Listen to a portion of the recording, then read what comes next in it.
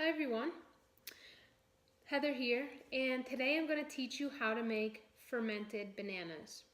Now, one of the most popular questions I get with fermented bananas is, are the sugars actually all fermented out?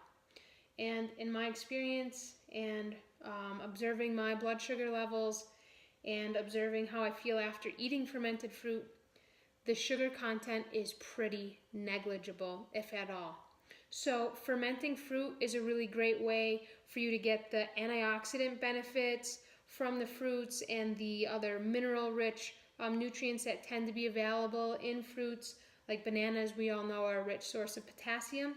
So it's a really great way to get these nutrients in without getting the sugar and the fructose in, because that sugar and fructose is really damaging to the liver, to the pancreas, to the spleen, to our digestion.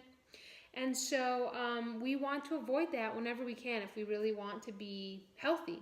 So today I'm going to teach you how to make fermented bananas. And these are really great to add to the coconut yogurt. You can blend them in or just slice them and put them on top. You can blend them into smoothies. You can puree them into ice cream and make a banana ice cream. And this is what I like to do when I make my fermented banana chocolate chip ice cream. So there's a lot of ways you can use these, and actually one of my favorite parts about the fermented bananas is the juice that they create is super delicious and really rich in probiotics, and I like to just take that as a shot or even add that to smoothies as well. So I'm going to teach you how to make fermented bananas. So first you're going to need about 3 or 4 ripe bananas, organic. You're going to need a quart size or a liter jar and a top, and then you're going to need your coconut kefir already made. So you're going to need 1/4 of a cup of coconut kefir per every quart you make of bananas. So if you were making 2 quarts, you would add a 1/2 cup of coconut kefir. Today we're making 1 quart, so it's going to be 1/4 cup of coconut kefir. So to start with, you just take your bananas, really super easy process, and peel them and cut them into whatever size chunks you like to use. Now if there's any brown spots on the bananas, I like to keep those out. And I just really quickly dice them and put them in the bottom of my jar. Now I'm just going to make a really simple, straightforward fermented banana today. But you could also add things like whole cloves, cinnamon sticks, cardamom pods. All of those could be really nice additions to your fermented bananas. So I'm just going to chop these up here, and these are really great for kids too. If you're having a hard time getting your kids to eat fermented foods, this is a really great way to do it, because you could even like sneak it in their smoothies or sneak it in a yogurt bowl, and they won't even know that they're eating something fermented and delicious, because some kids can, hey, be a little picky about that and rebellious. Now I just press the bananas down with my hands as the jar begins to fill, and today I'm using about 4 bananas here for this recipe. So I found that it takes about 4 bananas to do a quart of fermented bananas. So there we go. So now I'm just going to grab a 1/4 cup over here.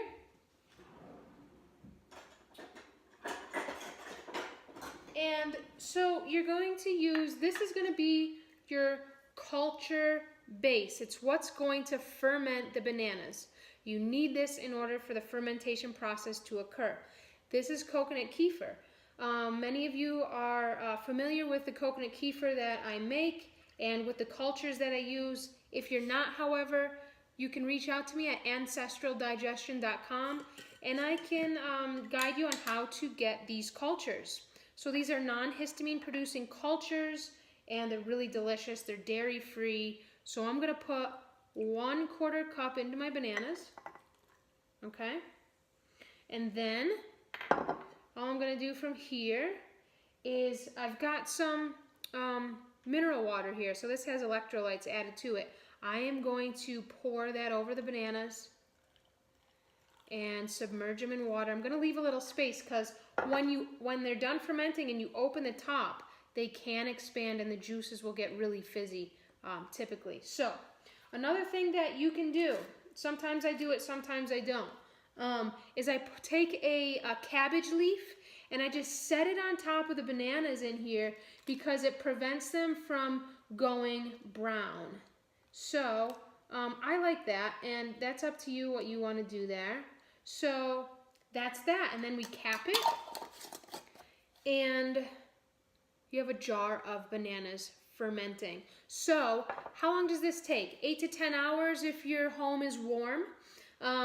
If your home is cooler, it could take 24, 48, 72 hours. It really depends. So how do you know when your bananas are done?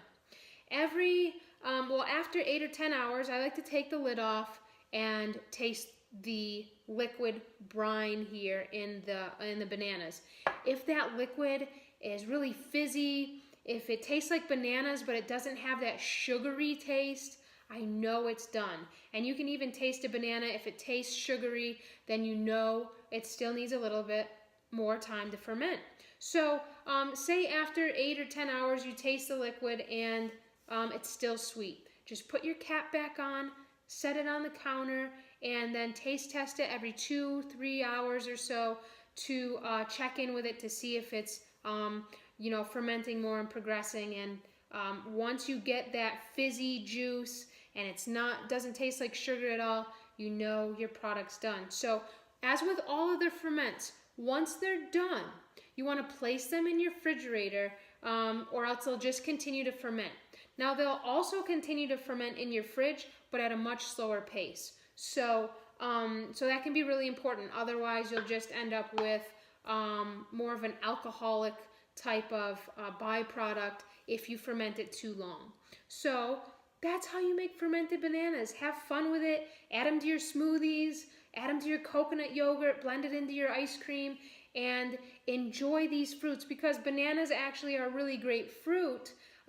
When those sugars are removed, that help to feed the lactobacillus bacteria in our gut. And unless we're getting foods into our diet like these fermented bananas that feed those lactobacillus, then those bacteria will actually die off. And that's one of my issues with a strict ketogenic diet is that, foods like this are not permitted. However, these are really low in sugar. They're negligible, and these people are afraid of eating these kind of foods where they're really healthy. We just have to learn how to prepare fruits and other foods that contain, some carbohydrates like beets and carrots. We just have to learn to prepare them in healthy ways so that our body can receive the health benefits from them and so we can negate any detrimental effects. So I hope that was helpful. Again, if you want guidance on how to get the culture starters, you can reach out to me at ancestraldigestion.com and feel free to post your questions below the video or email them to me at ancestraldigestion.com. Thanks for joining me, and we'll see you next time.